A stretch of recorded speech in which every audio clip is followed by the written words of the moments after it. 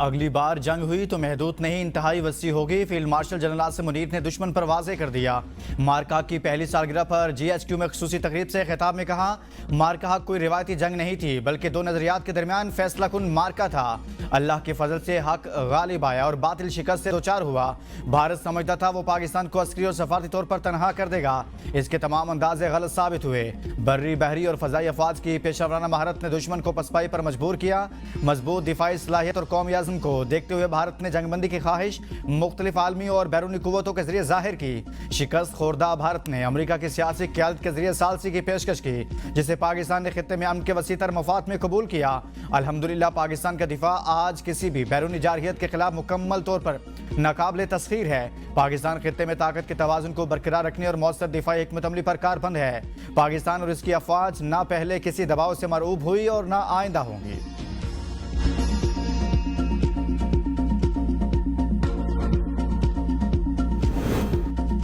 Field marshal نے بتایا کہ پاک فضائیہ کی قائدانہ حکمت عملی نے فضائی محاذ پر اہم کامیابیاں حاصل کی.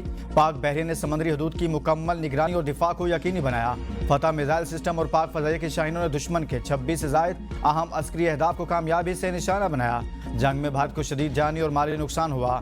اثر آنے والے وقتوں تک محسوس کیا جاتا رہے گا. افواج پاکستان کی ان صلاحیتوں نے یہ ثابت کیا جب قوم متحد ہو تو کوئی طاقت اسے شکست نہیں دے سکتی.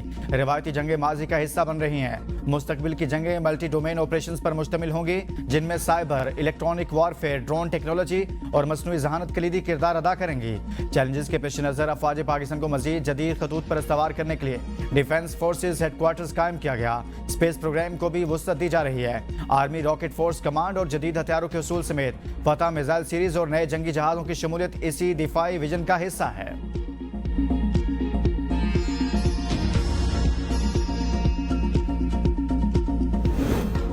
فیلڈ مارشل کا پاکستان پر اعتماد کرنے پر صدر ٹرمپ سے اظہار تشکر. کہا پاکستان نے امریکہ اور ایران کی قیادت سمیت مختلف عالمی رہنماؤں کے ساتھ رابطوں میں مثبت کردار ادا کیا. ٹرمپ نے ان مذاکراتی کوششوں میں پاکستان پر اعتماد کا اظہار کیا. گزشتہ سال کے دوران پاکستان کے قومی وقار میں نمایاں اضافہ ہوا. جو ممالک ماضی میں پاکستان پر اعتراضات کرتے تھے وہ آج اس کے قریبی شراکت داروں میں شامل ہیں. پاکستان نے اپنی سفارتی کوششوں کے ذریعے لبنان میں جنگ بندی کے عمل میں اہم کردار ادا کیا. فلسطین میں امن کے لیے بھی بھرپور حمایت جاری رکھی. ایک آزاد اور خود مختار ریاست کے قیام تک اپنی کوششیں جاری رکھیں گے. پاکستان کی ہر قومی داستان کشمیر کے ذکر کے بغیر نامکمل ہے. پاکستان ہر فورم پر کشمیری عوام کے حق خود ارادیت کے لیے آواز بلند کرتا رہے گا اور ان کے سیاسی، سفارتی اور اخلاقی حمایت جاری رکھے گا.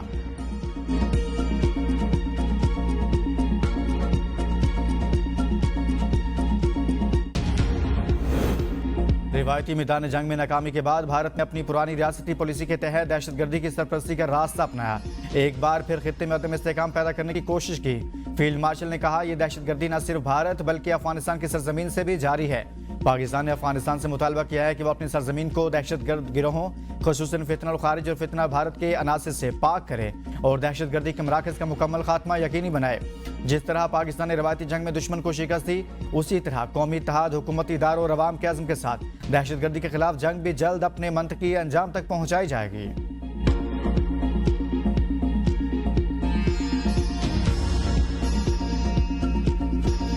مارکا حق کی فتح کا ایک سال مکمل. جی ایچ کیو راولپنڈی میں پروقار تقریب. Field marshal Syed Asim Munir, air chief marshal Zaheer Ahmed Babar Sidhu اور نیول چیف ایڈمرل نوید اشرف نے یادگار شہداء پر پھول رکھے. تینوں مسلح افواج کے چاقو چوبند دستوں نے chief of defence forces field marshal Syed Asim Munir کو سلامی دی.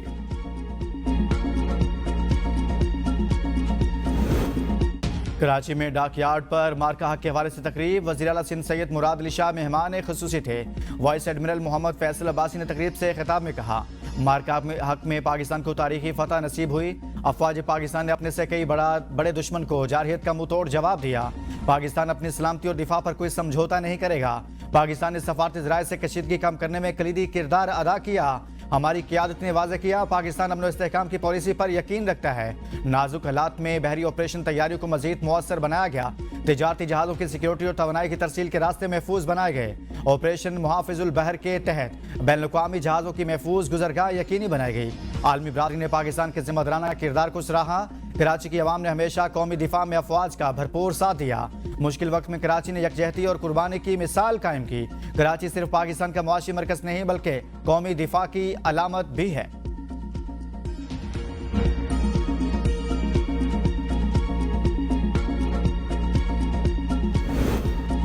مارکا کی تاریخی فتح کا 1 سال مکمل، خیبر سے کراچی اور لاہور سے گلگت تک قوم ایک ہو گئی، ملک بھر میں ریلیاں اور تقریبات جاری، صدر مملکت کا فیلڈ مارشل کو خراج تحسین، کہا پاکستانی قوم کو معروف کیا جا سکتا ہے نہ ہی جھکایا جا سکتا ہے، ہر جارحیت کا فوری اور مؤثر جواب دیا جائے گا، پاکستان ایک ذمہ دار اور امن پسند ریاست ہے، دشمن کی جارحیت کا بھرپور مگر متوازن جواب دے کر دنیا کو اپنی دفاعی صلاحیت کا پیغام دیا، کشمیر کا مسئلہ اقوام متحدہ کی قراردادوں کے مطابق حل ہونا چاہیے، وزیر اعظم شہباز شریف نے کہا پاکستان کا دفاع مضبوط ہاتھوں میں ہے، کوئی میلی آنکھ سے نہیں دیکھ سکتا، ہماری بہادر افواج نے دشمن کو عبرتناک شکست سے دوچار کیا، آزمائش کی گھڑی میں پاکستانی قوم سیسا پلائی دیوار بن گئی، امریکہ ایران تنازع میں پاکستان کا ثالثی کردار دنیا بھر میں سراہا گیا، پاکستان امن کے لیے کوششیں جاری رکھے گا، سابق وزیر اعظم راجہ پرویز اشرف نے کہا پاکستان خطے میں قیام امن کے لیے کوشاں ہے، کسی بھی جارحیت کا بھرپور جواب دیا جائے گا۔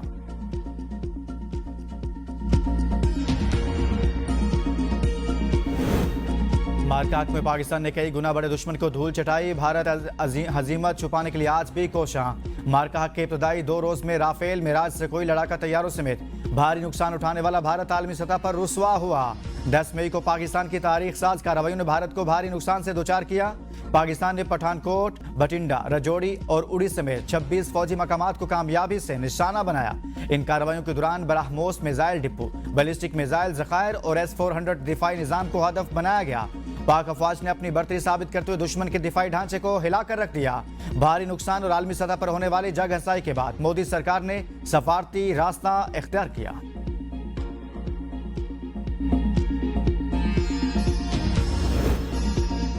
امریکہ ایران مذاکرات اگلے ہفتے اسلام آباد میں بحال ہو سکتے ہیں، امریکی اخبار وال اسٹریٹ جرنل کا دعویٰ، رپورٹ کے مطابق امریکہ اور ایران ثالثوں کے ساتھ ایک صفحے پر مشتمل دستاویز پر کام کر رہے ہیں، 14 نکات پر مشتمل مفاہمت کی یادداشت ایک تحریر ہوگی، یادداشت میں 1 ماہ پر مشتمل مذاکرات کے لیے ضوابط طے کیے جائیں گے، ڈرافٹ میں ایران کے ایٹمی پروگرام پر بات چیت بھی شامل ہے، آبنائے ہرمز کی کشیدگی بحری راستوں کی سیکیورٹی مذاکرات کا اہم ایجنڈا ہو سکتی ہے، ایران افزودہ یورینیم جوہری سرگرمیوں پر بعض شرائط کے ساتھ لچک دکھانے پر غور کر رہا ہے، کئی اہم معاملات اب بھی حل طلب ہیں جن میں ایران پر عائد پابندیوں میں ممکنہ نرمی کی حد ایک بڑا اختلافی نقطہ بنی ہوئی ہے جو مذاکرات کی راہ میں رکاوٹ بن سکتی ہے، وفاقی وزیر طارق فضل چودھری کہتے ہیں امریکہ ایران جنگ بندی معاہدہ جلد پاکستان میں ہوگا، پاکستان کا امریکی اور ایرانی قیادت سے مسلسل رابطہ ہے۔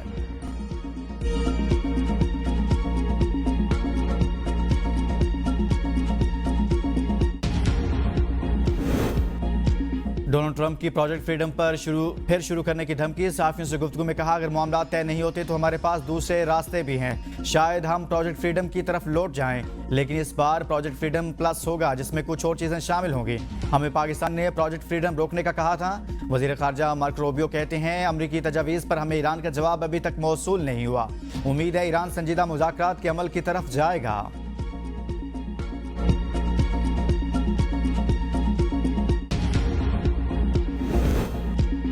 وزیر داخلہ اور نارکوٹکس کنٹرول محسن نقوی کی ڈھاکہ میں بنگلہ دیش کے وزیر مملکت برائے خارجہ امور شمع عبید اسلام سے ملاقات، 2 طرفہ تعلقات، خطے کی صورتحال اور پاکستان کے مصالحتی کردار پر تفصیلی تبادلہ خیال، بنگلہ دیش کے وزیر مملکت برائے خارجہ نے ایران امریکہ تنازع کے حل کے لیے پاکستان کے مصالحتی کردار کو سراہا، تجارت و بزنس اور ثقافت کے شعبوں میں اشتراک بڑھانے پر اتفاق، بنگلہ دیش کے وزیر خارجہ کے پاکستان کے دورے کے حوالے سے بھی گفتگو، محسن نقوی نے کہا پاکستان میں سرمایہ کاری کے وسیع مواقع موجود ہیں۔